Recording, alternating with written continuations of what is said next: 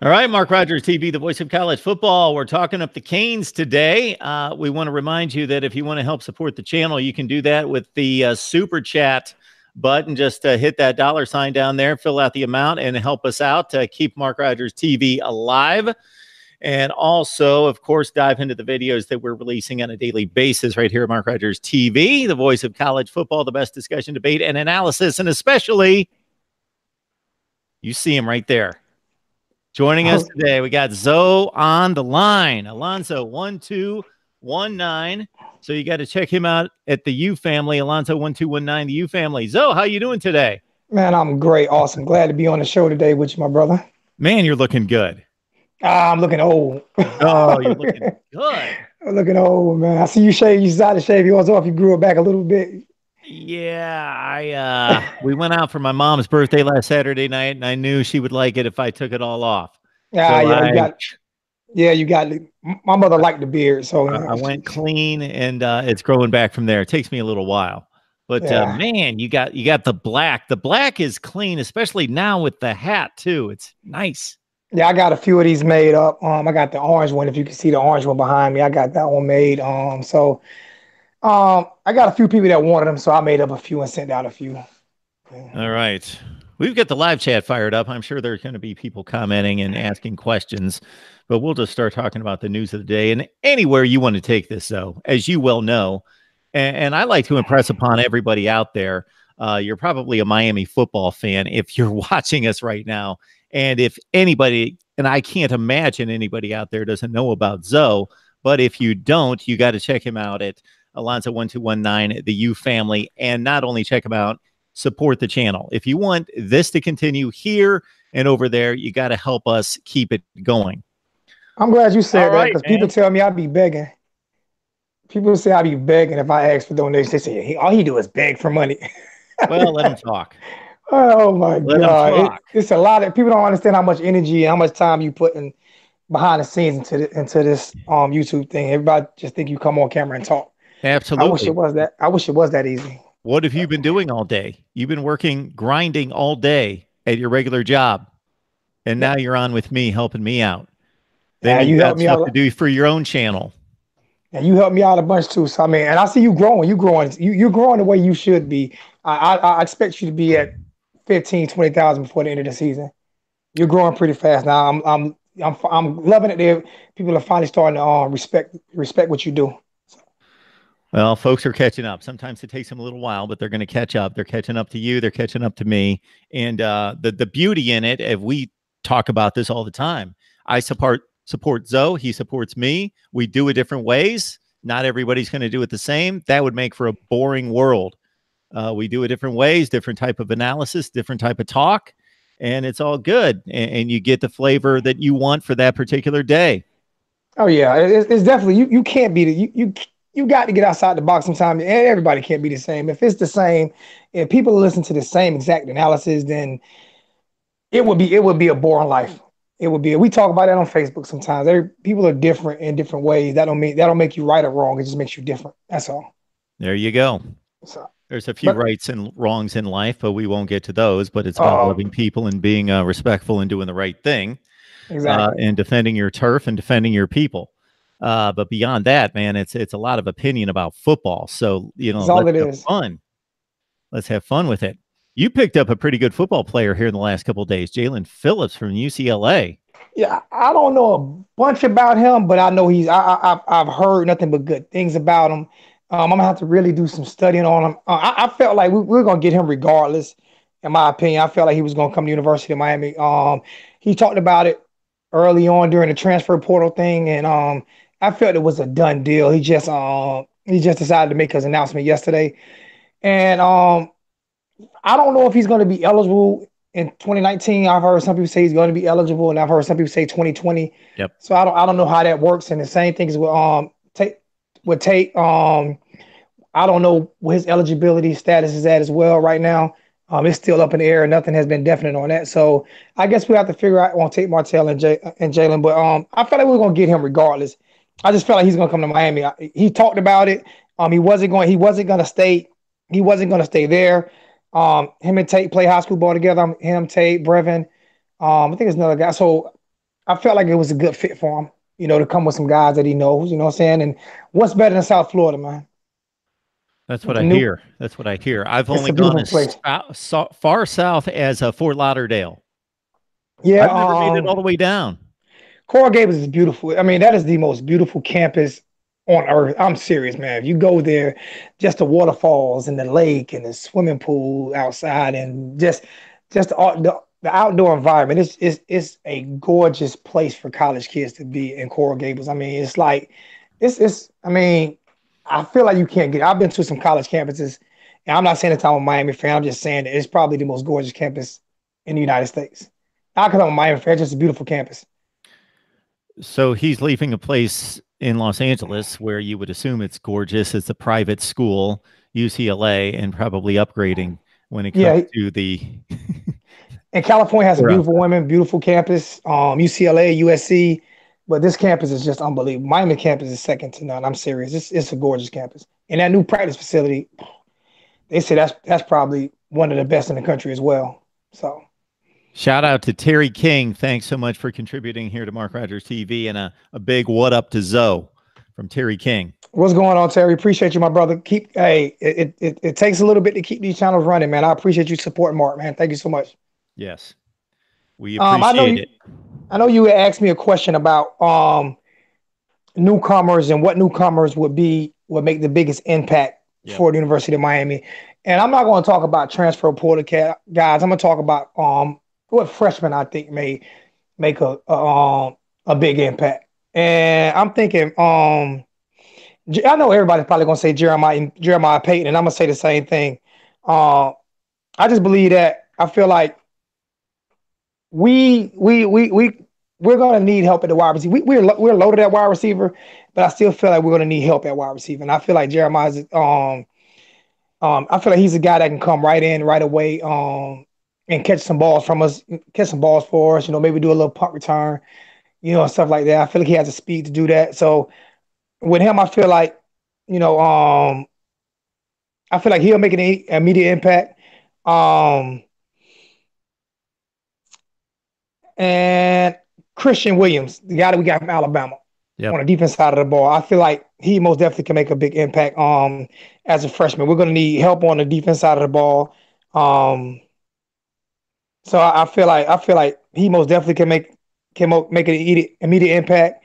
Um, hopefully Zion Nelson at the offensive line position. Um, people are up and down the offensive line. I think it had more to do with play call than anything. But that's a position that's a position that most people are gonna focus on. So I'm gonna focus on. Um, I believe that I probably can move him inside the guard. You know what I'm saying? As a freshman, help out a little bit at guard. But I think that he most definitely can do something. And Jafari Harvey at defensive end. Um, because we're gonna need to slide some guys in the tackle. You may be able to slide him in a little bit. I don't know because he's not that big, but I mean they're gonna put some weight on him. And Coach Diaz says is really not. They're not looking for how big you are. They're looking for how strong and how fast you can get. You can get through those gaps. You know what I'm saying? And if you can, a lot of people look at size. Well, he's only 225, so he might not be. 225 does not mean you're not strong. It just means you're not as big as some other people.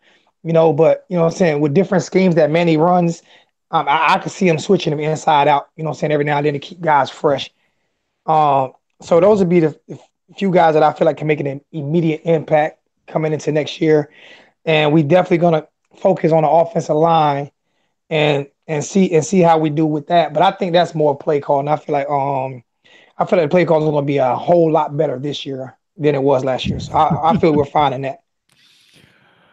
Oh, we won't get started on that and look back. Well, we'll look forward. Nah, we're looking forward. That's why I say I feel like it's gonna be a hell of a year for the University of Miami. A lot of people saying it's gonna take time for the offense, for Coach Enos and the offense to develop. I mean, for the kids to learn Coach Enos' offense.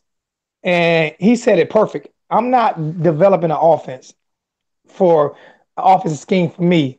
I'm doing one for the kids who on the team. So basically, what he's saying is he gonna make his scheme for the talent that he has. And when he said brought music to my God. I know I've been saying that so long. You don't just have a scheme, you scheme to the talent that you have. Yep. So that's what he said he's gonna do. And I think it's gonna make it so much easier on the quarterbacks and on the quarterbacks who's gotten a bad rap and the offensive line who's gotten a bad rap. I feel like he's gonna make the offense a lot simpler. And just design around the players that we have. And that's what great coaches do. Bill Belichick, probably the greatest coach of all time. And he's done it several different ways. He's never had the same offense. You know, with the same quarterback, he's always changed up offenses for this. I remember the two tight end offense. Remember the Randy Moss offense. He's done it several. The running back with Corey Dillon. You know, when he had Gronk and Aaron Hernandez, when he had Randy Moss and Wes Welker, he did it so many different ways, and that's what great coaches do.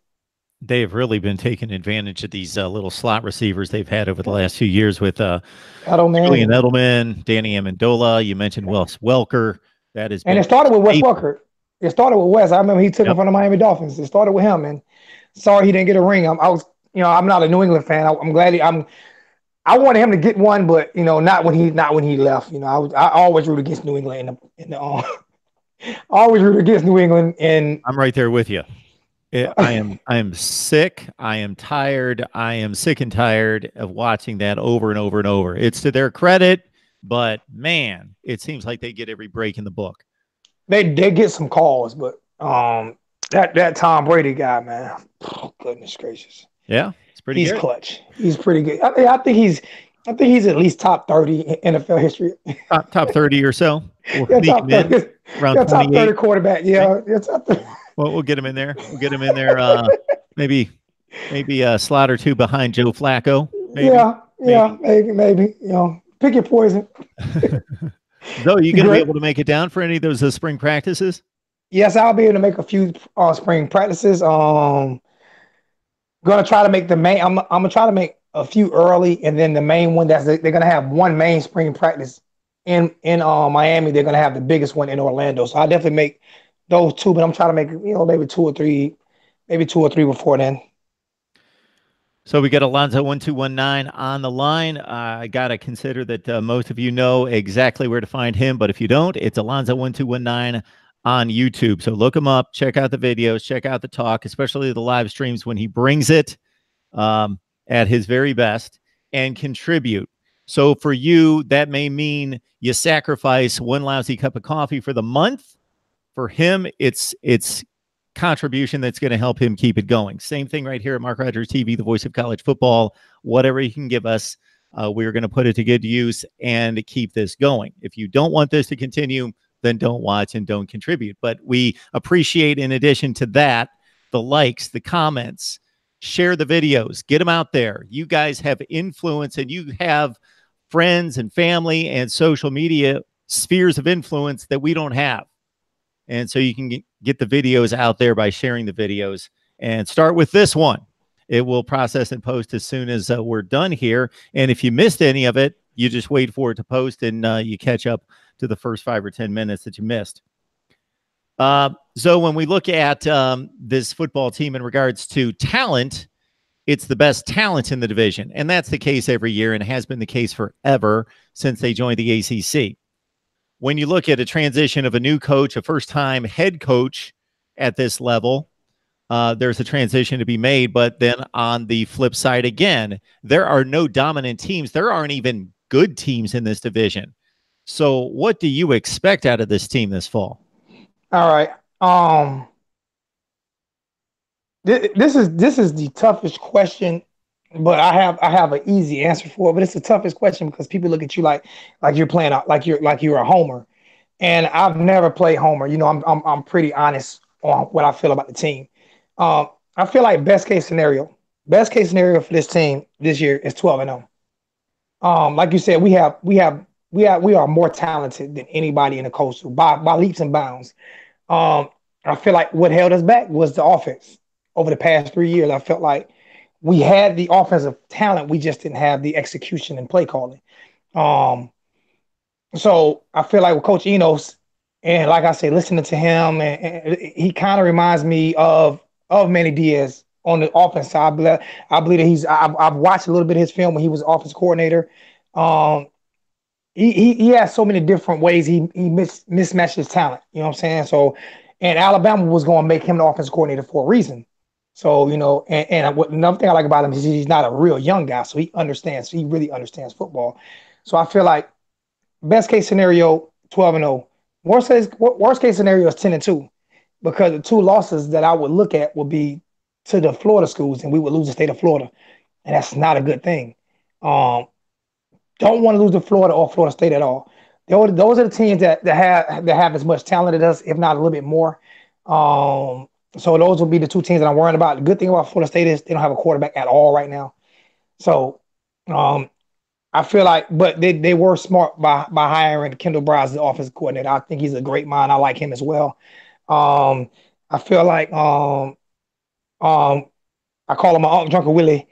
I feel like he did a great job at hiring Kendall Browse, understanding that he couldn't do the offense. I think that's what made him a little bit smarter than Mark Richt. He understood that he couldn't do the offense and control and do the team as well. So he hired a young guy, Kendall Browse, who I wanted to be at Miami, and but they don't have a quarterback right now, so they're up in the air. And Florida didn't really impress me last year. I mean, they won the way we won 2 years ago. They had a couple of little blowouts, but they had tough games against Carolina and a few other teams that they easily could have lost. And Carolina's trash, So no disrespect. They're garbage. So I mean, and they're in the worst. They keep saying like they're in the SEC, but you're in the SEC East. You have Carolina, Kentucky, Vanderbilt, Sirius. I mean, come on, for real. You don't have anybody in that division. Tennessee's only been good twice in the history of that program. Um, so I mean, it's nobody over there that you really have to compete against in the East, except for Georgia. You know, so um, those are the two teams that I feel like can beat us on our roster. Virginia Tech can get us every.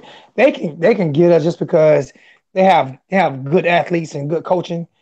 But they're nowhere near as talented as us. So best case scenario, 12-0. Worst case scenario, 10-2. I don't even want to split with those guys. I want to beat both of them. All right, Zoe, I'm going to challenge you on this one. So this is the way I look at it. If you take every individual game exactly the way you just did, I totally agree. There is not a game on the schedule that you cannot win. And when I say can't win, I mean have a reasonable shot, not like a puncher's chance shot. We can line up with similar talent than Florida and Florida State. So you could go 12-0. And then all the other games are Duke and Pitt and Georgia Tech and Virginia and all these teams that are basically the 35th to 50th best teams in the country. That's about where they are. They're in that range. They're not top 25 teams. They're in the 30 to 50 range. Talent-wise, you're in the 10 to 15 range, 10 to 20 range, something in that range. You're better than all of them. So if you could line them up and play them on paper, you're going to win those games by 10 to 14 points. But I can't see you going through that schedule and not tripping up once or probably twice against those other teams. See, the way I look at it is, I look at who's leading. I look at who's leading, and I said this 2 years ago. I feel like Manny Diaz is like, I feel he's cut from the cloth of Jimmy Johnson, Nick Saban. I just feel that way. Just listening to him talking. Listen, you got to realize what he did with a defense that was ranked in the 90s. His first season got him as a top 5 defense. True. And not having that superior talent. Just coming off sanctions, probation, you know what I'm saying? Not having a full roster, starting 3 freshmen, you know what I'm saying, at linebacker. And to take that team that was ranked 90 in the 90s under the Narfield, and everybody saying how bad the defense is and how great the offense was going to be, because the offense was actually pretty good. He took that defense, and no matter how bad our offense was, he's in the 3-and-outs, and we were 3-and-out for the last 3 years. Every game, at least 3 or 4 3-and-outs, 5 3-and-outs every single game. And to have them ranked as a top 5 defense when your defense is on the field as much as they were is amazing, especially from a defense that was ranked in the 90s when he first got there. I think 80s and 90s, somewhere around. I mean, we were bad defense. We were really bad defense. And people said defense was going to need time. And he's like, forget that. We don't need time. We're gonna dominate from day one. That's what he did. And we have all the talent in the world on offense, and we try to figure out why we can't get it going. And to bring in a guy like Enos, who I feel like can get we it's the game that we lost were close games, and our defense kept us in game. Just imagine what happens if our offense can score a couple points on the first drives with that defense still intact. I don't see. I just feel like I don't feel like he'll allow us to slip up. I don't think he will. I just think he's a dog. I think he's not. He's gonna prepare every game like it's the Super Bowl. I just feel like that's how he plays. And our defense isn't perfect. The one thing that I criticized him about was, especially later on in the season, it seemed like every drive, the first two drives of the games, we would give up touchdowns. And I have no idea. He adjusted well, but in the beginning of the game, he wasn't. I'm not gonna say they weren't prepared, but maybe a little too many blitzes, or not paying attention to the wheel routes and giving up touchdowns on the first one or two drives in the game, and then he kind of corrected that. But I just feel that guy's a dog, man. I don't feel like he's gonna allow them. I feel like he's gonna will them to especially get teams you're supposed to beat. I don't believe he'll allow that to happen. He's not Mark Rick who's gonna get up and say, "Well, I want to congratulate the other team." They jazz better not. He'll get up there. I think he'll slam the microphone. He's he's not. He would. I would not be. I would not want to be a player on that team if you lose to Duke. No disrespect to Duke. I love Cutler. And Georgia Tech. I think they're gonna be kind of scary this year with that new offense, but I don't want to be a guy on that team that made mistakes and we lose to Duke or Virginia. I don't, or Georgia Tech. I don't want to be that guy. And that's football. What you're talking about is football. That doesn't mean you don't respect your players. You don't treat them like people. Of course you do. But you get in people's faces, you challenge them, and you say, that's not good enough. We're supposed to win championships here. This has to be better. And you use some expletives if you think that's effective, or if that's you, whatever. But that's football. And we've grown a little soft.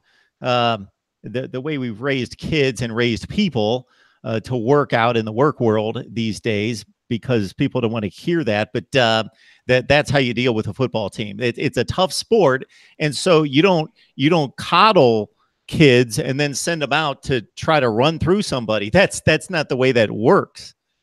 No, you have to. I believe every person to a man respects on that team respects Manny Diaz. I'm just, you look at Jeff Thomas. As soon as Mark Rick gone, who's back? I'm just being honest. As soon as Mark Rick is gone, as soon as he's out the door, here he comes. Yep. Jeff Thomas is everybody thought he was just going to Illinois. It was a done deal. It was done. And as soon as Manny Diaz takes the job, it's like, all right, we want you. You're a dog. We want to use you the way you're supposed to be used. And he's right back in. I mean, Manny Diaz he's done and said everything the right way. It's been kind of arrogant a little bit. He's been kind of cocky, but I don't want that humble coach who,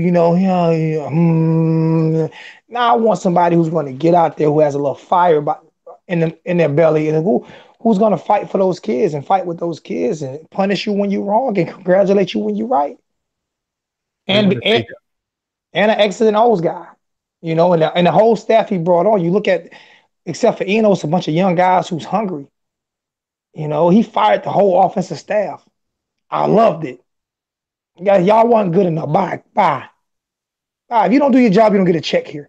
And if you notice, everybody on that offensive staff has a job except for John Rick. His fault. How are you the quarterback coach at University of Miami? How are you the quarterback coach at University? His daddy can't even get him a job now. I mean, I don't understand. I don't understand how. I will never understand it either, because it's one thing to try to set up your kid for success. Use your pull. You're one of the most popular coaches in the country. You've got a ton of tie-ins to other places. Get him a job at a Division III school. Let him work his craft and prove himself. And you've done your job as a father. And let him go and let him work out that on his own and figure it out and go through the ranks. not put your job in jeopardy. Exactly. That Exactly. that's And just that's crazy to me. and that's what he did. That's what he decided to do. He actually put his job in jeopardy, man. And basically, it didn't work for him. So he basically, I quit. That's basically what he did, and that's kind of crazy to me, but I mean, hey, it So if worked we out look for at the us. results from last season, though, you're spot on. If we look at the results, even though they lost 6 games, let's put the bowl game aside. That's a different deal. Who knows the motivation, the preparation? They're playing in the cold, whatever. All credit to Wisconsin for blowing them out. But let's just put that aside. So they're 7-5. They lose. They don't match up against LSU. They get blown out. The ACC losses, to your point, they're all within a score. They're one-score games. They're 3-point games. They're touchdown games. Duke, they played in the monsoon. And again, you credit Duke for getting the job done in football conditions. You got to play the way it's out there. But that obviously, that turf, those conditions favor a slower football team. Yeah. So, to your point, if you get good coaching, you tighten up the game plan and you call it right, and you get the team fired up and motivated, you make up for one score in those games. Yeah, our defense held us into every game. I mean, they held us into every single game. And it's like eventually the offense has to catch up. It has to. And it never did in 3 years. The offense never caught up, and everybody kept blaming the offensive line. And I'm gonna have to wait until they get in the proper system before I blame the offensive line. I can't blame the offensive line without blaming the guys who are getting paid to put them in a better predicament. Period. If I'm So reading this right on the live chat here, somebody just kicked me $20, and that somebody's on the line with me right now. Am I seeing this we gotta support. We gotta support This is the the man cause, who man. is delivering the guest commentary, the guest analysis. You're supposed to be getting paid for this. Nah, man, I'm Man, good. thank you. I'm good, man. You Thank you gotta so much. support the cause, man. So Got I just to. want to let everybody know out there, I'm going to be on Patreon here pretty soon. I'm getting that set up, and the same thing I holds. gotta get it done. I gotta get it done as well. Yeah, same thing holds true for these super chats here at Mark Rogers TV, the voice of college football, and over on Zoe's channel. You guys know your financial situation. You know what's going on with you. We just love the views and the comments and the likes. At the same time, we work full-time jobs. We want this to blow up. We want it to be as good and as great as it possibly can be, and that takes resources. And so Zoe goes out there and works. I'm not even going to guess how many hours he works at his regular job. Like 60, 65. There you go. A good 60, 65. I throw a good 50 hours at my job. I'm back here doing 50 hours doing this. I'm working 100 hours a week because I want to make this as good as it can be. So that's going to continue if there's some level of support. If you can't do that, just watch the videos and like and comment. But if you can throw $5, $10, and spare yourself a few calories, that's usually what it is. You're probably going to put a few years on your life, and you're going to support 2 great college football channels. That's what you're going to do. Yeah, I've changed up a little bit this year. I think I was real moody last year, going through a lot of things, personal things and work things, and this is stressful. So I got a little moody last year. So I decided to cut back on as many lives, and because I tell people I wear my emotions on my sleeve, and people get mad, but I let you know that. So typically, if you say something stupid to me, then I'm gonna say something stupid back to you. And I'm getting to the point now where I'm just not even responding or blocking or whatever, because people will goat you into stuff. That's one thing I noticed about when you're trying to do something or you're trying to be positive. People will really goat you into trying to say something, especially when they know you like me. When you have kind of a quick temper. So I've had to, channel my inner Mark, Yeah, you can imagine what kind of comments I get. I get a lot of, you're an effing idiot, you're this, you're that, and I just keep kind of humming along and go right past it. But I get them, and I think sometimes they like for me to go at them because they know I'm. But now I've gotten to the point. I think over my last couple of videos, I think I've done a lot better. I've actually just ignored, and you know what I'm saying. I've sent a few shots, but nowhere near as many as I've done. Trying to cut back on the profanity as well. I know I told them my live chats are different, but I'm cutting back on a lot of that as well. Just try to be a little bit more be the same but be a little more, be the same but different. We have to. I tell people, if you can't, the day you stop growing is the day you die. The day you stop learning is the day you die. So you have to continue to grow at what you do. Legalized Quack here has chipped in with a contribution, so we appreciate it. And he says, "Appreciate you guys. These streams get me through the off season." Legalized Quack, we thank you so much for that. Appreciate your contribution, no doubt.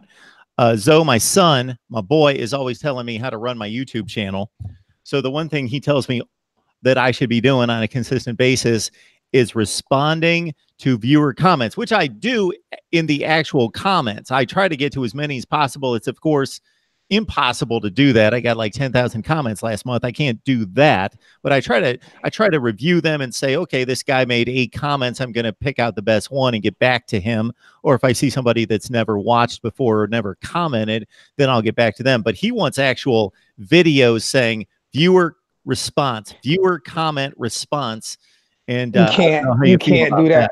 that. Yeah, tell your son he's 110% wrong. It's impossible. It is impossible. I used to go back and like go through every comment during my the uploads, and I Oh, would no, try no. my He's best to talking about comment. doing videos, like Yeah, selecting the best comments and responding to them on a video. yeah, I used to go back and do that, but that takes up. So I used to be at work on my lunch break, trying to taking up my whole lunch break. You can't do that. That is impossible. To be honest with you, the the the thing with super chat is if you make a comment, if you donate $2 to the super chat, yeah, it's lit up, and I'm going to read every last one of them. I'm also going to read the ones. I'm gonna read a lot of them that's in the live chat as well, but I'm gonna respond to every last one that has a donation to it because it automatically lights up. You know what I'm saying? So it's a little easier to get to that. I'm gonna get to as many comments as I can. It's not like I don't even make $100 a show on super chat. Sometimes I do great. Sometimes I do a whole 2 hour show and get donations, and I'm still reading comments. But it's impossible. Even do an upload, you just did an upload. Now you have to go back while you at work on your lunch break and try to review every comment. Then come home trying to figure out what's going on in college football today. Then go try to do it's impossible. I did it for like the first year of doing videos, and I never had no time. I never had no time. It was always trying to respond to a comment, and it's impossible to do, especially when you have a full-time job. It's impossible. A couple of weeks ago, I looked back to see how many videos I had posted over the previous 30 days, so 1 month. And I don't even think this was a particularly busy or content jammed month. So how many videos do you think I posted in 30 days? I'm gonna say about 60, 65. 119. Damn. And I did just say damn. I might have to put $1 in a jar for saying that, but Well, I think that's under the damn. bar. I think that's fine. I don't think that's a big deal. 119? At least you got my 119. at least you got my favorite number 19 on there. I mean, goodness gracious. Why 19? All right. Well, my two favorite numbers are 1, 2, 1, 9. It was 12 and 19. 12, my birthday was January 12th. My mother was born in the 12th month. It's just so many things with, what I'm saying, with 12. My sister, my nephew, all of my sister, my nephew's birthday was December 12th. Um, my nephew's birthday is December 1st. My sister's birthday is December 12th. My other nephew's birthday is December 22nd. My mother's birthday was December 26th. So, and my birthday was January 12th. So, all those 12s, and what 19 was for some unexplained reason. I tell people think I'm lying when I say this, but um my first football number, Pee Wee, all the way up to high school was 19. Never picked it. Never picked it. That was always my number playing football and basketball. Everybody gets a welder ID number. My welder ID number is 19. I swear to you. I can show people bring my stamp, show people that's my word. Didn't pick it. That you don't pick stuff like that. And 19 is all. And then my daughter's her first number in elementary school was 19, like seat and chart number. So it's like those numbers have just always stuck with me. So There's something working there. yeah, so that's why I always just want to. That's why those two numbers were picked.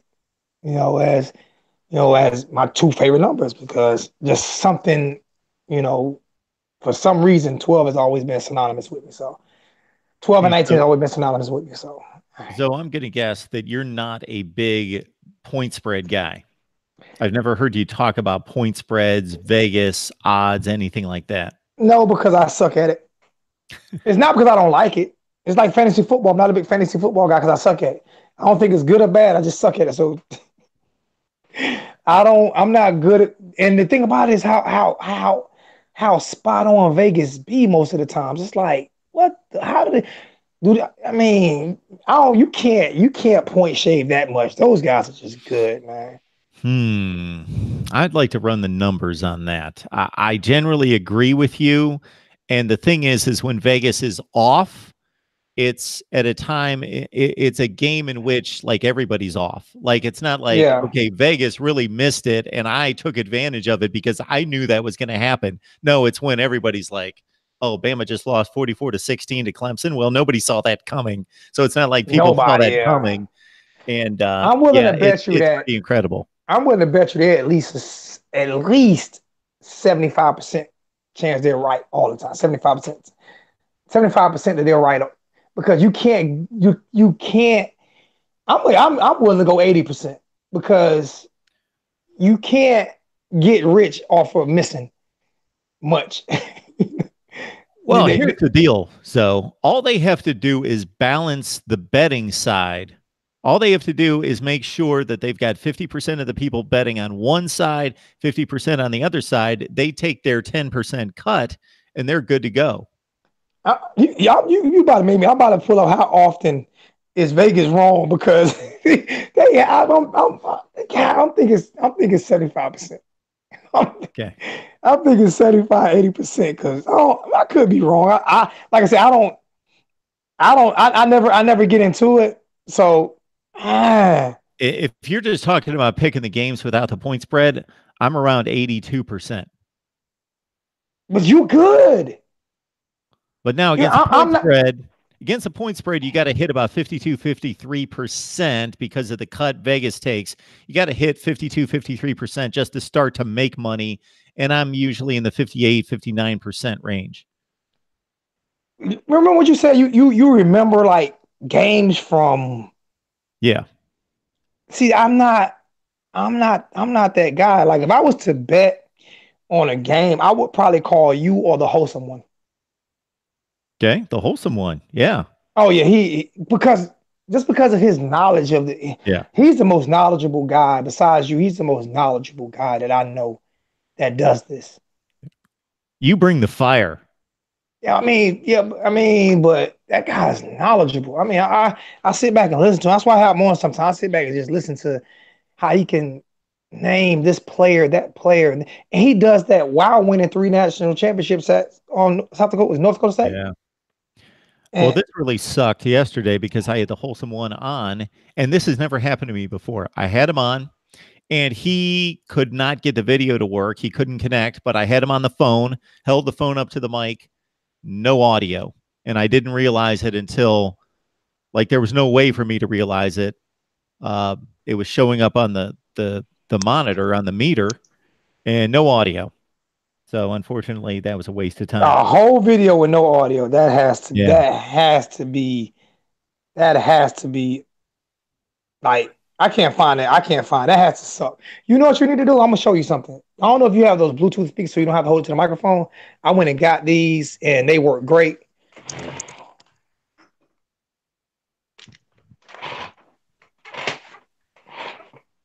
What am I looking at there? I'm about to show it to you now. And you don't have a little Bluetooth speaker. I No. got them off Amazon. I got two of them. They're like $15, and you put them right beside your microphone, Yeah. right on your desk, and they work great. And I don't have to. I don't even have to ever put my micro. I can have my phone in my hand, and this thing is like I had the best calls last week. It was so clear. I had the best calls last week using this thing right here, and I Hmm. got two of them. They're $15 a piece on Amazon, and I set it right by my microphone. Had my phone in my hand.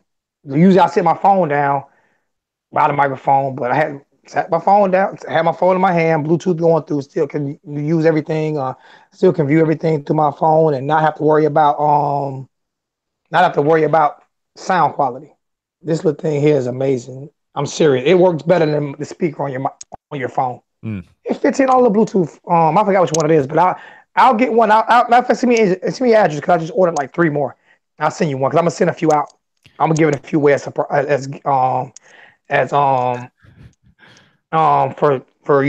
little surprises and stuff like that for people who guess things.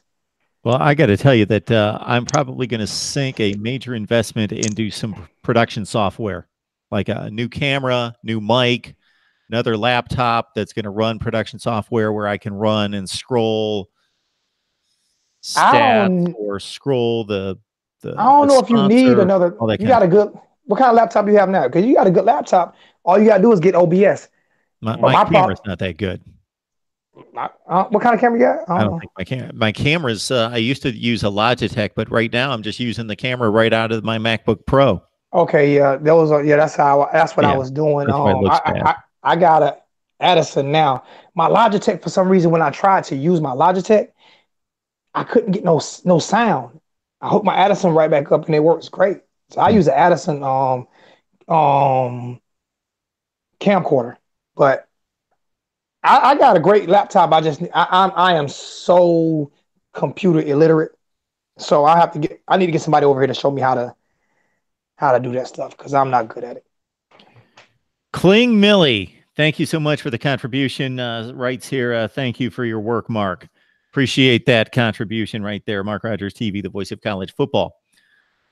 All right, there are too many comments there in the chat to go through. I will try to go through a few of them. I can try to go through a few of them. So I'm going to throw this out because when I asked the Vegas question, this is the reason why, because I noticed that it was reported just a couple of days ago that Florida's opened as an 8.5-point favorite against Miami. Great. So I wanted your thoughts on what do you think that means, if it means anything. Obviously, once they kick it off and guys start hitting each other, it doesn't mean a damn thing. But obviously Vegas knows what they're doing most of the time. So there's something that weighs into that. And of course it's 10-3, top 10 in the nation versus 7-6, but you got a completely different coach and possibly quarterback in play on this side. So you can take it away and I'll look for the best comments.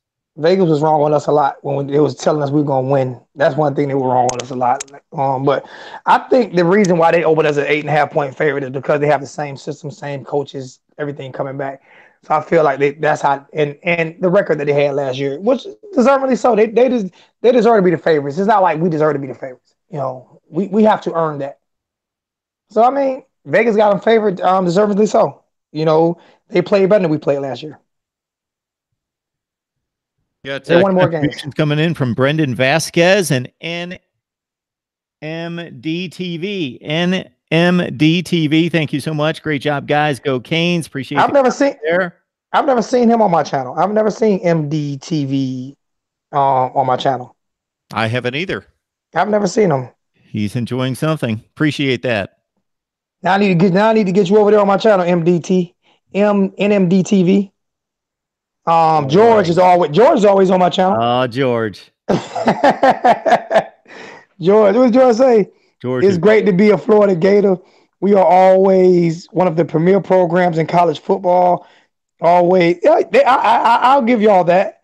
Now, as soon as you can get your administration to stop being a bunch of punks and actually play us on a yearly basis, then I'll actually maybe have a little bit of respect.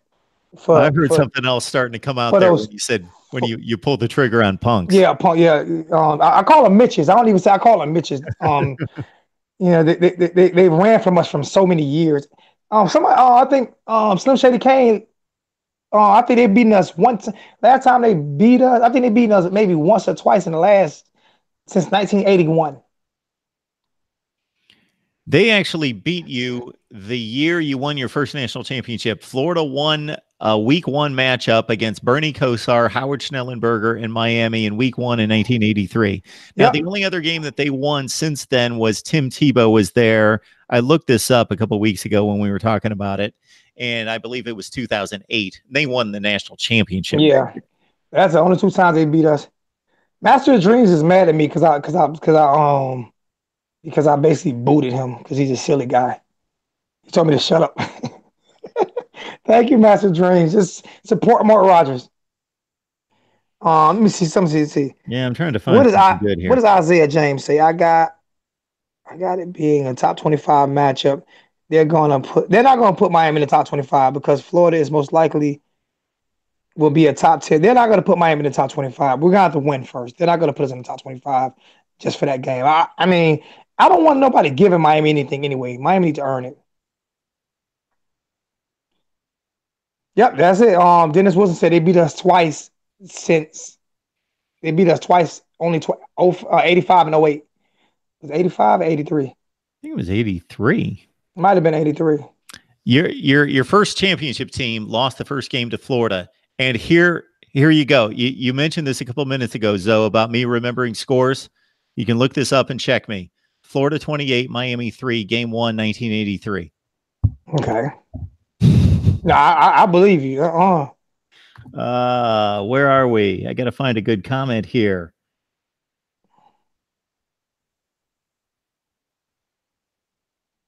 Man, if those teams are lining up today, I got to take 8.5 points off the top of my head. That's a bit strong for a team. So you made a good comment, and this makes total sense because, I'm watching football games all over the place, and I'm tracking Florida football. I saw the bowl game against Michigan. I got to put that to the side in a sense because even though they took Michigan to the cleaners, Michigan was missing half its team. 1,000-yard running back, best defensive tackle, 2 All-American linebackers, best cornerback, the whole deal. Anyway, they beat them, so that's fine. But during the regular season, as you mentioned, they lost to Missouri by 17 points. They beat South Carolina. I was watching that game. South Carolina had them. They had the game won and blew it. And that was in the swamp. They lost to Kentucky by 2 scores. They beat Mississippi State like 10-6.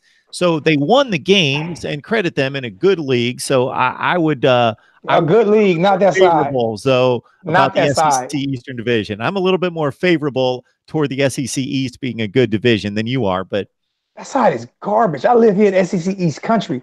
There's only 2 teams out of that division that's won national championships. Matter of fact, only one team. The last 2 teams that win national championships outside of that conference was Tennessee and Florida. Sure. And that's in the last 100 years. I mean, that side is, serious. Georgia won in 81, right? 80. Yep. 80. Besides Tennessee and Florida, who else has even been good? South Carolina's never. They had a few good years under Spurrier. So Kentucky got lucky. They had a good running back. They got lucky. They had a good running back. Lucky. Miami got last. Miami got lucky 2 years ago. I mean, teams have a good year. But I mean by consistently good. Kentucky Missouri brought a rock solid, like top 5 to 10 defense in the country last year. You think they'll feel that? You think they'll feel that same thing this year? No, because those guys are going to the NFL. They are losing their team. That's my point. That's what I mean. You feel that every now and then. Past season. Yeah, but I mean, it's like what I mean by consistently weeks. I mean on a consistent basis. What team in the SEC East is consistently? Missouri won its first 2 years in the SEC East. Yep. His first 2 years there, they won the East. How do you do that? Their second and third year, to be exact. But okay. I mean, how do you do that? That's my point. Is like the East is so weak. I mean, they're weak. They're weak over there. But weak compared to what? So I totally get it. I get you that Georgia's the top program, but they've only arrived here in the last couple of years. Before that, they were a good program. They were a top 10 to 15. Now they're a top 3 to 4. Yeah. Florida's. We'll see. We'll see if they can sustain this. They had one good year, and it was a good year, and they weren't a dominant team. But those are the teams I respect in the East. Kentucky was good last year, but it's 1 year. Again, I would expect that they're going to go back to 7-5, 6-6. Mizzou's going to be a 7-5, 6-6 kind of program year after year after year. Tennessee's the wild card. Tennessee has been awful for the most part of 10 years. But they've got the resources. They've got the chance. They've got they've been awful longer than that. The recruiting classes to be good. They've been awful since 2000. When they won their last national championship, that was the last time they were really good. 98. That was the last time they were good. they've been. I mean, they fired Philip Farmer. They haven't. They were good until about '07.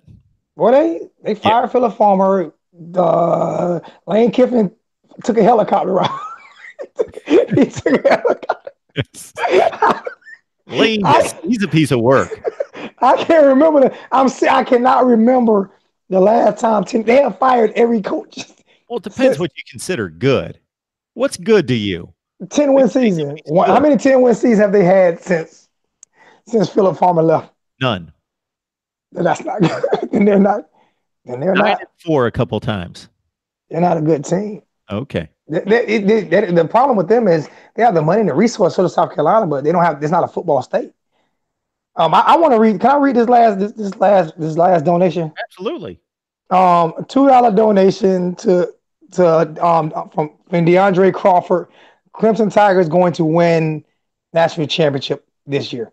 I remember me and him had a conversation. He said I told him not to be on my channel. Well, we got in a couple arguments, and then he came back and talked to me.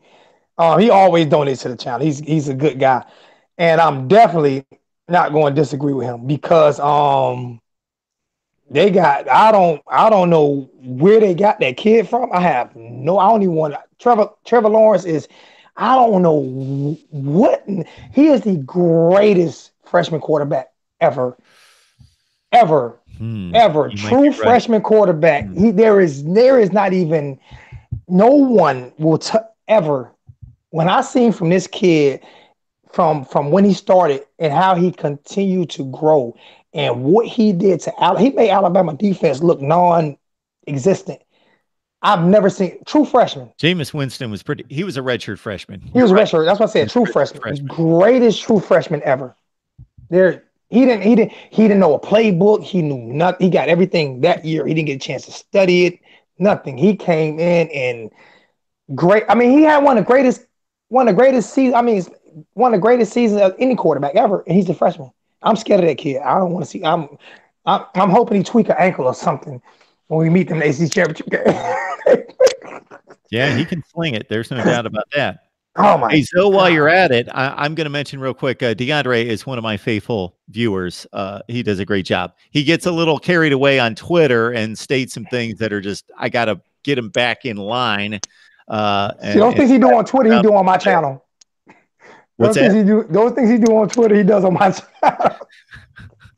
So while you're reading these off, though, you might as well read off the next one. We've got a contribution from Chris Game. Do you see that one? Yeah, Zoe.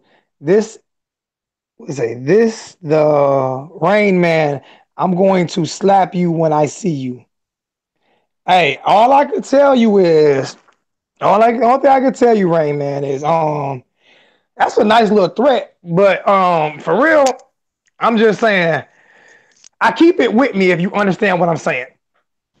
So you know who we're talking to here. I have no idea. I have no idea who he is, but he threw me $2, so he can tell me anything he wants. Yeah, he can.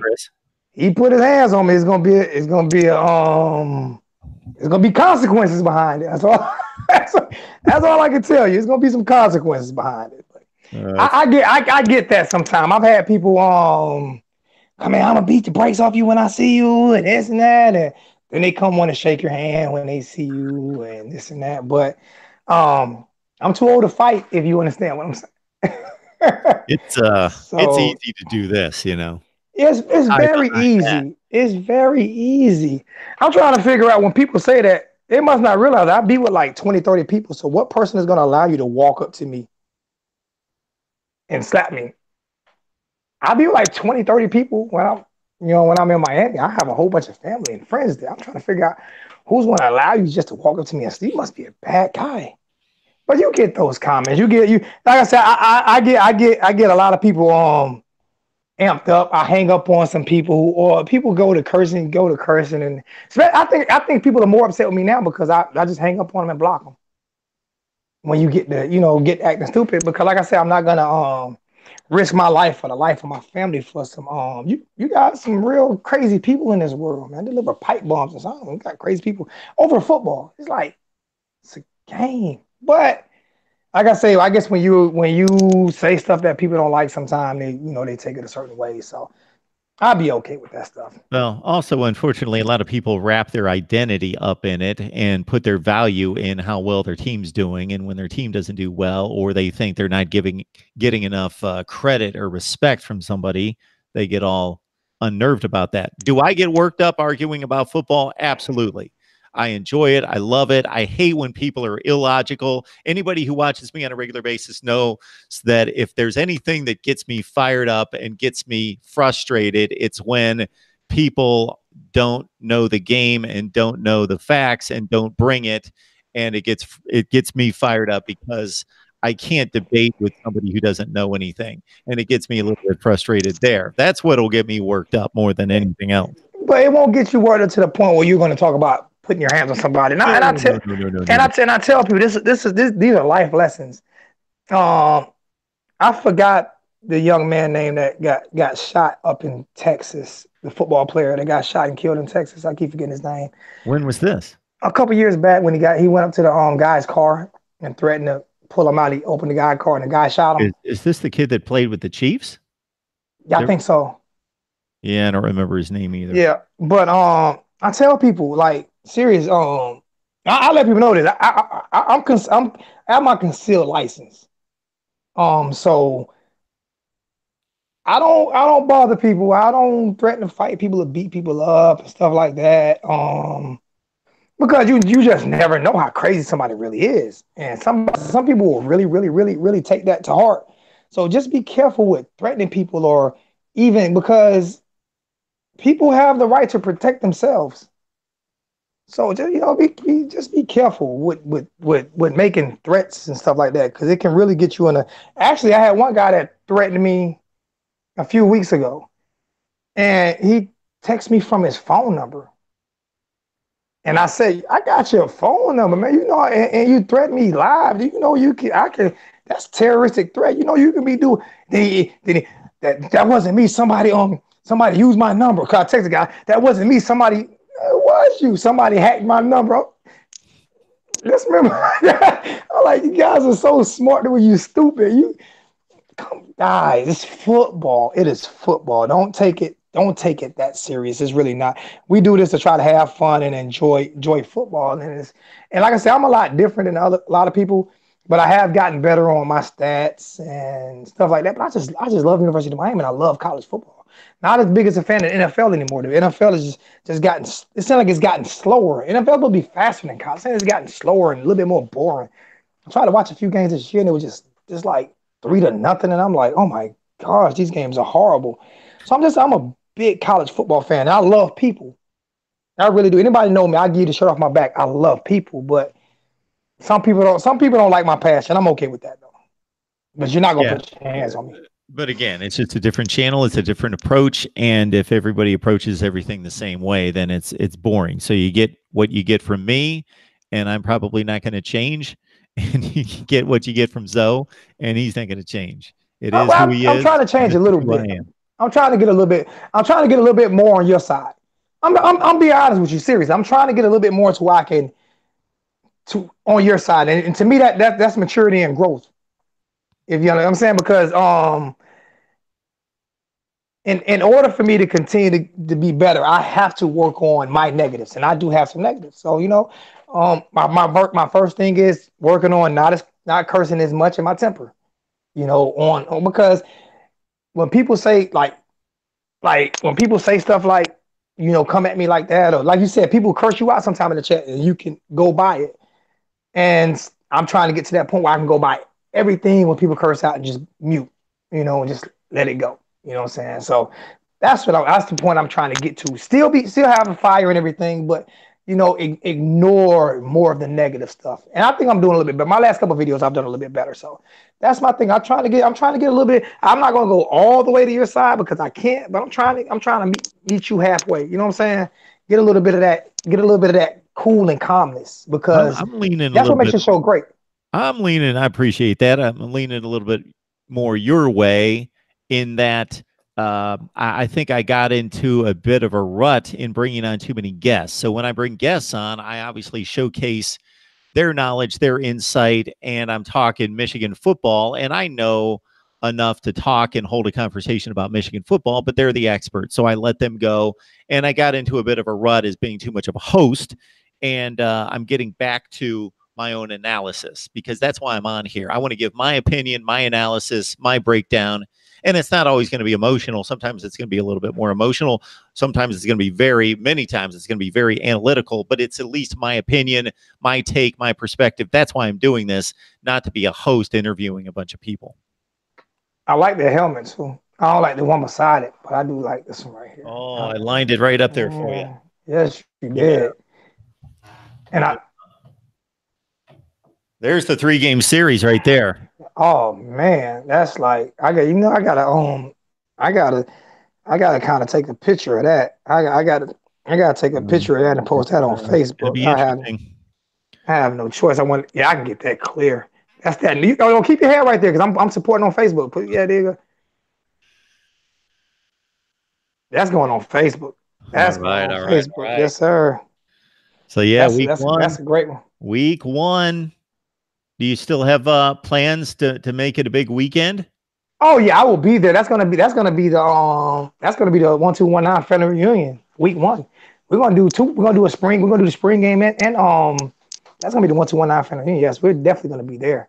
I may even buy some tickets. I may even buy about 4 or 5 tickets and give them away. So let's see how that works out. Wow. I might buy 4 or 5 tickets and do a giveaway. You know. Okay. But I'm just letting you know there will be no giveaways to any Gator fans, George. I will not. You could buy one as a Gator fan, but I am not giving away any tickets to a Gator fan. It's not happening, George. So don't even ask me. Don't ask me because it's not happening. All right. Zoe does it up big on his channel, Alonzo1219, the U family. And we got to hear just a few minutes ago why it's 1219. Numbers that mean something, that have popped up in his life over and over and over and over. And I always wondered about that too. Yeah, numbers that, like I say, January 12th, year I was born. January 12th, day I was born, 1976. My mother, my nephew birthday, who was basically my son, the young kid the guy that got shot when I was telling you about him. He got shot because he can fight, and the guy was scared of him basically. So you got to be aware of that stuff too. But his birthday was December 1st. My sister's birthday, December 12th. My other nephew birthday, December 22nd, 23rd.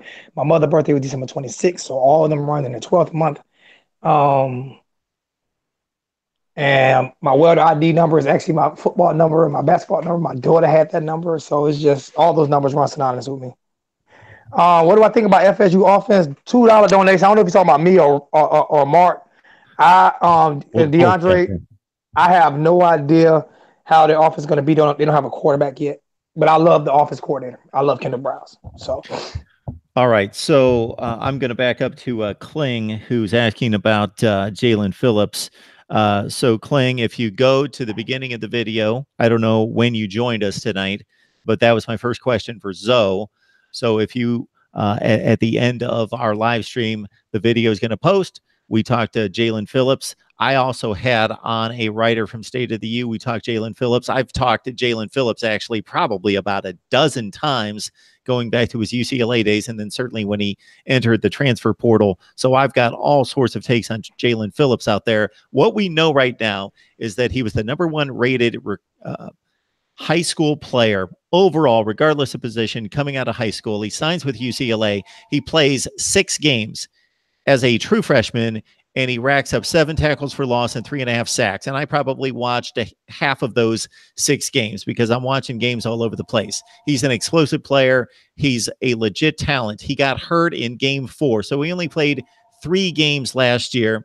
That's all we've got on Jalen Phillips is 9 career games, and he was very productive the first 6, not so much the 3 that he played last year for 2 very bad UCLA teams, one that lost 7 games 2 years ago and one that went 3-9 last year and lost all the games that he played to start the season. So there's my take on Jalen Phillips. And I don't think I don't think he's going to be available for an Yeah. for the 2019 season, but I could be wrong. We'll see. Him nor Tate Martell. Tate Martell said no decision has been made on him as well. So we shall see. But he's definitely a freak of nature, and believe me, I'm happy to get him. Definitely happy to get him. I will comment on the Florida State offense basically to say I'm not going to go to the extent. We've got a call coming in. This is just a conversation between Zoe and I. So I will do a call-in show later this weekend or sometime soon. Anyway, in terms of the Florida State offense, I'm not going to be as cruel as Zoe is being in the quarterback position with James Blackman. I think James Blackman has some skills. I think he's a decent quarterback.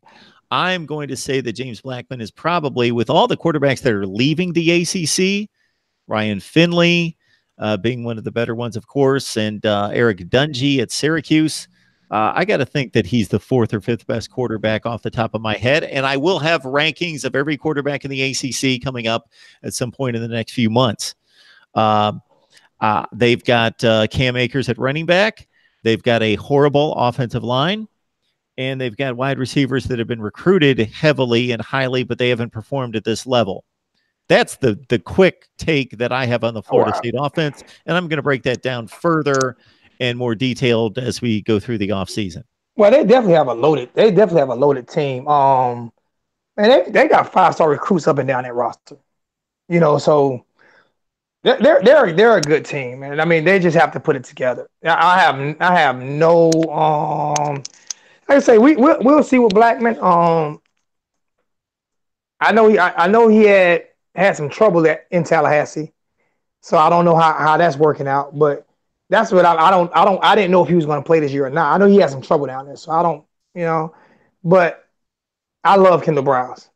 I'm serious. I love that kid. I swear I love Kendall Browse. Hey, Zoe, our guy George is begging, pleading for me to take this phone call. Go ahead, take it. All take right. it. All right, George.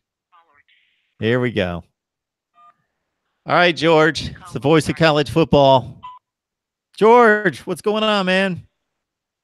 I can't believe on this $100 T-Mobile phone, I can listen to the video, do the comment section or the chat, and call you simultaneously, and it's all working together. It's amazing. Technology at its best. Okay. What do you got for us, George? I just can't contain myself. I live for this game. Apparently I not. this game. I miss playing Miami. It means everything. So tell your crybaby school. I got 6 good months of talking shit and having fun. Hang on here, George. Zoe has something for you. Tell your crybaby school to schedule us every year instead of running from us the way they do. Did you catch that? We're gonna be on a bit of a delay, possibly here. That's okay. The Florida administration doesn't listen to me. I've tried. They just don't listen. I don't know what their problem is. They're scared, George. They're scared. Scared. You're scared. I can't help you, man. I don't schedule. It ain't me. Oh, man. And I think if you get off probation for a few years, we might consider it. No, they won't. Quit hiring Mark Riggs as your coach.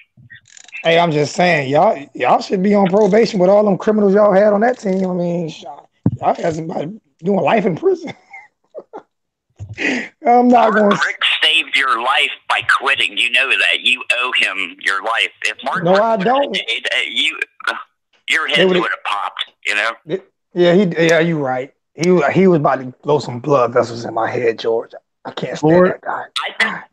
I bet some thug gangster had a chat with Mark Richt, and he said, "Be the coach tomorrow and see what happens." And Mark quit real quick. He's like, "I'm gonna get killed down here." George, if I would have known you, and you would have been around at the time that you won 2 national championships in 3 years, you probably would have been like, it would have been impossible to take phone calls from you, to hear from you. You would have just been too much to take, I think. I was just happy all the time. We won basketball, football, back to back to back to back. Nobody's ever done that. And we didn't get sanctioned for cheating. We didn't get sanctioned for cheating. We didn't get sanctioned. We didn't get sanctions for cheating when we won out national championships. We got 5 of them. Doesn't get sanctioned. Dabo doesn't get sanctioned, and neither does the Gators. Miami, on the other hand, they're under the looking glass. They really played straight for a few years. Miami never got sanctions under championships. Miami never got sanctions under championships. Never. Not under championships. What are you talking about, George? What are you talking about, George? You hear what Zoe's saying? You hear what Zoe's saying here, George? If you go through Miami's championship, they didn't get sanctioned during the championship. Okay, they did not. I mean, like I said, if you look at your school over the past few years, y'all have way more players with criminal records than any school in college football. Just go look at it. Oh, so you're in a position now where you should be in the top 10 if Manny's a good coach. At least the top 10 now, if you keep recruiting, if you get a few wins this year. So it could be back. We're gonna get the first one. Coming in around top 10, and we're gonna get the first one this year, George. Keep it going. We're gonna get the first one this year, George. Wish you could fly down from Oregon. I miss the good old days when you had Jimmy Johnson and you were winning, we were winning. Even the Schnellenberger days were. And y'all were still scared to play us. It was fun. Y'all was still scared to play us. Only team that will play us was Florida State. That's why I respect them. That's why I don't respect Florida, because they ran like a bunch of Mitches. I don't want to. It doesn't do Florida no good to beat you. Then you're going to go play. Oh my God! No one's going to get no credit for beating Miami. Oh my God! I hear you, George. I hear you, but we beat y'all every time we play y'all most of the time. That's why we have a better record. At least win the regular season. Please, I beg of you. Okay, you got lucky with Tebow and Chris Lee. You still need 2 to catch us. When you gonna catch us, George? When you gonna catch up, George? When you gonna catch up, George? 5 to 3. When you gonna catch up? No, you're not. You're gonna lose. You're gonna lose the first game of the year. I have put some money aside to fly you up here to talk about the funeral if it happens. You're not going to the game. You're gonna lay on your couch and take that L and drink a couple L's. You're gonna lay on the couch and take that loss, and I'm gonna be at the game laughing at you. You know who's gonna have fun? The week of this game and the day after, you know who's going to have a ton of fun is me, because I got no dog in the fight. I'm just going to be able to moderate all this and talk about it and just watch the comments fly by. I keep telling him that quarterback played on Three's Company. He's like 60 years old. I don't think Dan wanted me to tell you this, but we're going to score on the first play of the game. That's how the day's going to go for you. Damn, right there, mother. Ain't alcoholic or something. You're gonna kick off. Run it back. Why did he get fired? In Florida. Good luck. Why did he get fired? Y'all barely scored 7 points every game last year. We got all the players, man. You got all the transfers, people that missed. What players you got? I hear you. Dan, I hear you. You sound like a Gator. And most of them won't be eligible next year anyway, so it don't even matter. We will beat y'all with our freshman team. All right, George. His first string is phenomenal. So I'll give him the first half. We can hang in there and play a tight game in the first half, but it's a long game. It's going to happen. You're going to get blown out in the second quarter. George, you couldn't even blow out South Carolina last year. Players, too much. You couldn't even blow out South Carolina last year, George. Just think about it. All right. Parting shot there, George. Hey, there it is. I love you guys. All right. Love you too, George. Man. I'm sure the kid was just joking around. He was probably drunk talking shit. Thanks for not hurting him. I'm not worried about the guy. I can't hurt him on TV. Right. Come on, you. All right, George. We appreciate it. Have a good one, man. And he'll be calling me because I'm going live at 7:30 probably. Okay. So he'll be calling me around 7:30. I love George. George is probably the most active YouTube follower in YouTube history. This guy will make comments to my videos just to make comments because he knows it helps me. He's amazing. I can argue. I can literally argue with George and not get mad. I would just argue with him and never get mad because he's so kind-hearted. He's just a Florida fan. That's the only thing I know. If he wasn't a Florida fan, we'd be best of friends. Here's a guy that has been commenting on my videos very recently. I haven't seen him before, just the last few weeks. Bergy, Bergy. I would love to challenge George on this one.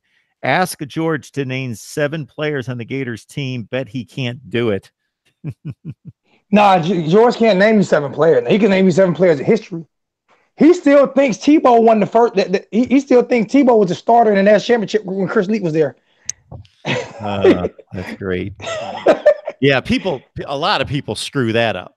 I swear, correct a lot of people on that. And you know that's what that is my biggest gripe with Tim Tebow. That is my biggest gripe. That's the reason why I can't stand that guy, is because he never corrects people.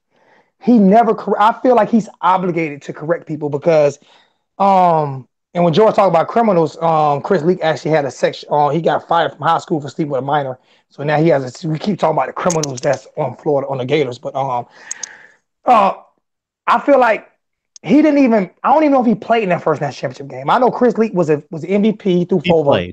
He didn't play meaningful minutes. Yeah. He came in the Wildcat down by the goal line. Yeah, because Chris Leak was MVP. He threw a little pop pass for his TD, but he didn't play the meaningful minutes and run the offense. Yeah, Chris Leak was MVP of that game. Absolutely. And I feel like when they say 2-time national championship quarterback, I feel like he should say actually no 1 time, because Chris Leak he's never done that.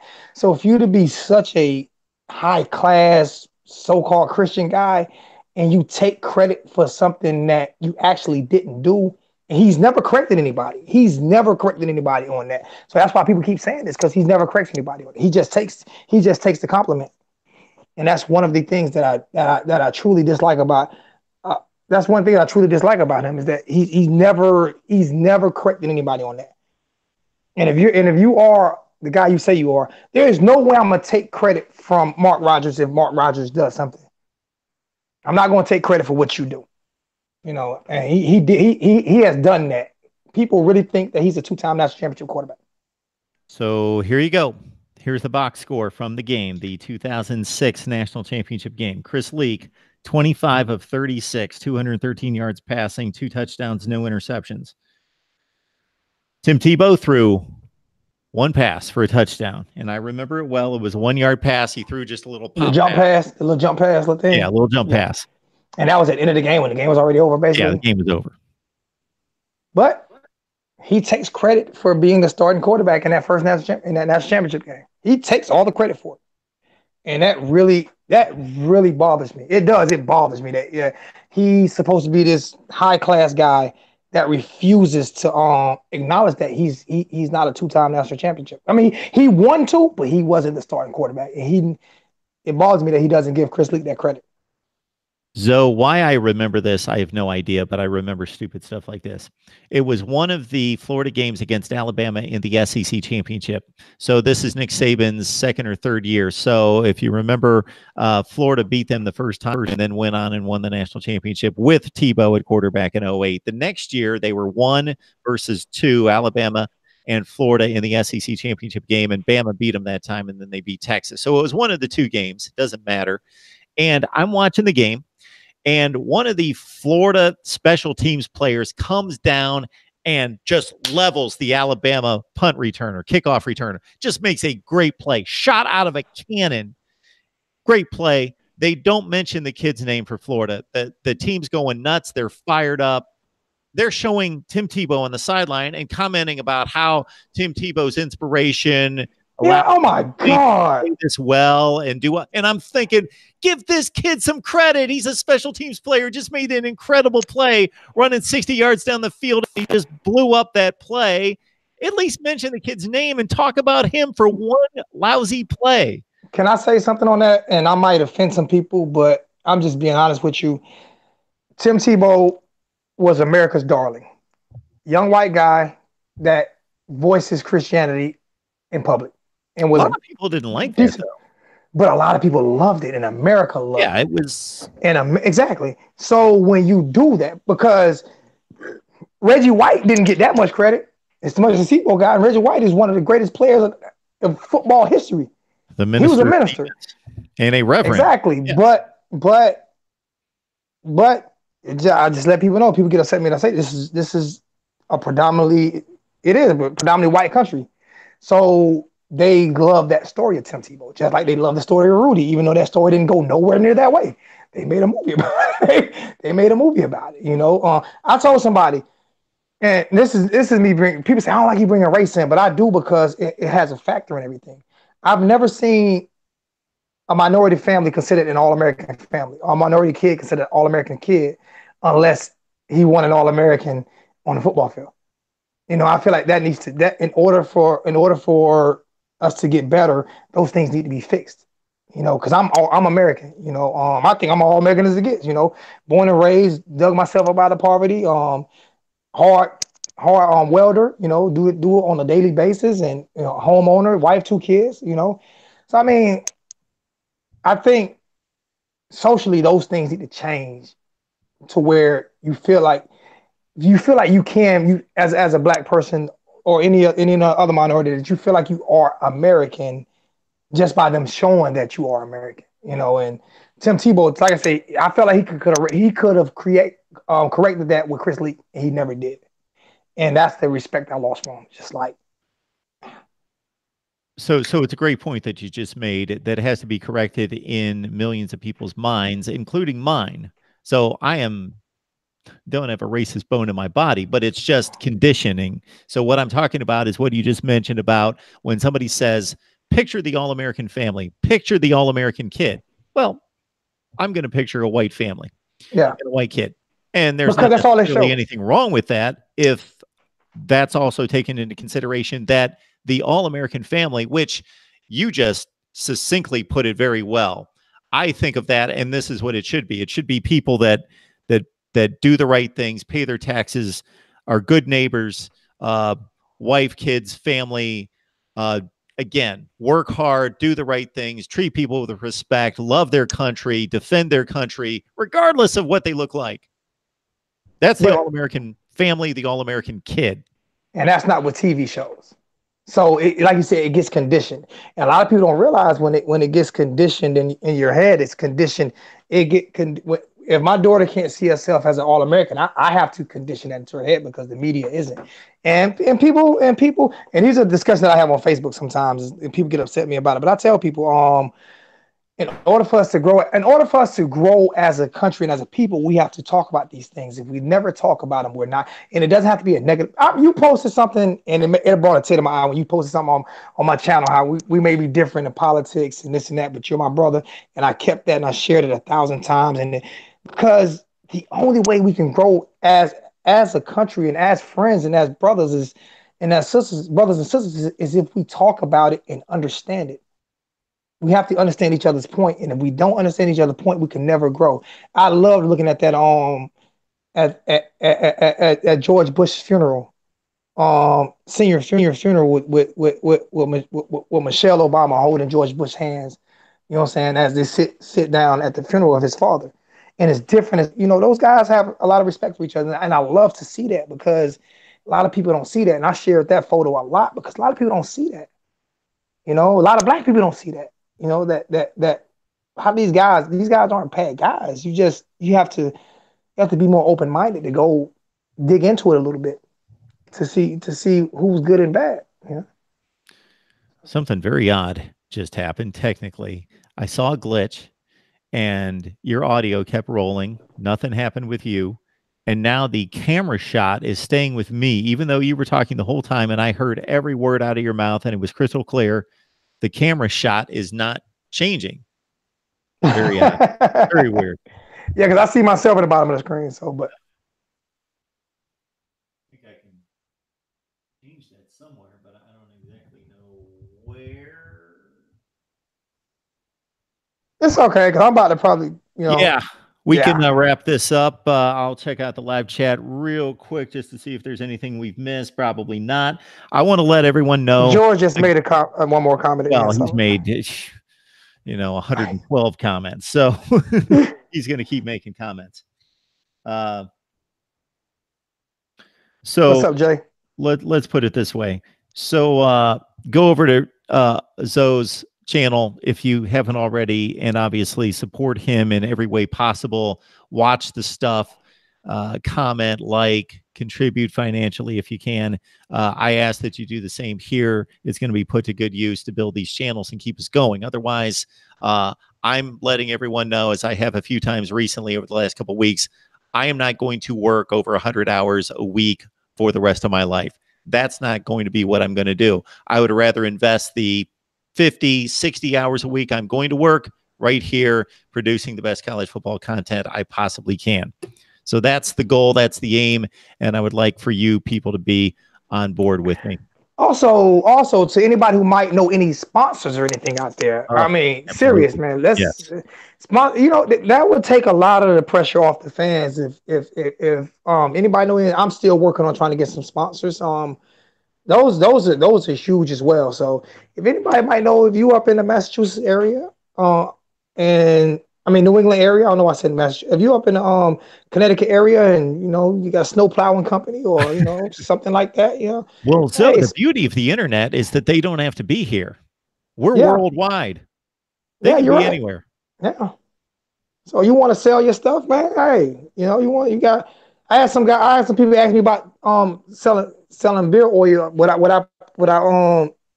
about beer oil and a few other things. I tell people, sure, if you want to throw a couple dollars in there, well, hey, take money to make money. I can't do it for free. I'm not can't do it for free, man. I mean, that's what sponsorship is all about. There you go. Make a couple dollars so I can keep. Because I'm with you. I want to quit my job. I want to do this full time. To be honest with you. Yep. Then you could talk a lot of trash about me, because if I'm just doing this if this is just my main job, you talk all the trash you want about me.